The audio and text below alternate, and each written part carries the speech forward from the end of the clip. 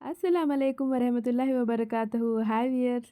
ఇక్కడ చూడండి షహదూద్ మలై రెసిపీతో అయితే వచ్చానండి నేను. ఇది హైదరాబాద్‌లో చాలా ఫేమస్ డిజర్ట్. సో, ఇంట్లో ఈజీగా ఎలా అయితే ప్రిపేర్ చేయొచ్చో యాజ్ ఇట్ ఈజ్ టేస్ట్ వచ్చేలాగా నేనైతే చూపిస్తాను చూడండి. దీనికి కావాల్సిన ఇంగ్రీడియెంట్స్ అన్నీ ఇక్కడ ఉన్నాయి చూడండి. దీనికి మెయిన్ ఇంగ్రీడియెంట్ షహదూద్ అండ్ మలై. షహదూద్ అయితే మనకి ఏలూరులో అవైలబుల్ లేదు. సో, ఇది అయితే మేము విజయవాడ నుంచి మా హస్బెండ్ అయితే తీసుకొచ్చారు. ఏలూరులో ఎక్కడైతే అవైలబుల్ ఉంటే మీకు కామెంట్ సెక్షన్‌లో అయితే నాకొకసారి మెన్షన్ చేయండి. ఇక్కడ చూడండి నేను ఒక 2 స్పూన్స్ అయితే క్రీమ్ తీసుకున్నానండి. Amul fresh cream. అందులో ఒక 2 స్పూన్స్ కండెన్స్డ్ మిల్క్ యాడ్ చేశానండి. యాడ్ చేసి మంచిగా మిక్సప్ చేయండి. ఇప్పుడు ఇందులో మనం ఇంట్లో పాల మీద అయితే మీగడ వస్తదో, మలై ఏదైతే వస్తదో, ఆ మలై కూడా యాడ్ చేయాలి. అవి ఒక 2 స్పూన్స్ దాకా యాడ్ చేయండి. యాడ్ చేసి కొంచెం మంచిగా మిక్సప్ చేయండి. ఇది చాలా టేస్టీగా ఉంటదండి. అందరికీ ఇంట్లో బాగా నచ్చుతది. మా ఇంట్లో అయితే అందరికీ ఫేవరెట్ అండి ఇది. సో, మేము హైదరాబాద్ ఎళ్ళినప్పుడు ఈ డిజర్ట్ అయితే తినకుండా రాము.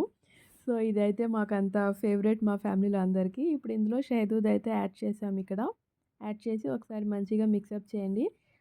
బెర్రీస్ మల్బరీస్ అంటాము, షహదూద్ అంటాము. తెలుగులో ఏమంటారనేది కూడా మీరు కామెంట్ సెక్షన్‌లో కింద మెన్షన్ చేయండి.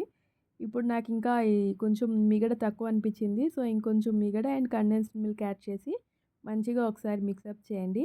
నేను లాస్ట్ టైం హైదరాబాద్ ఎళ్ళినప్పుడు అక్కడ ఇలాగా హనీతో డెజిలింగ్ అయితే చేసిచ్చారు కొత్తగా.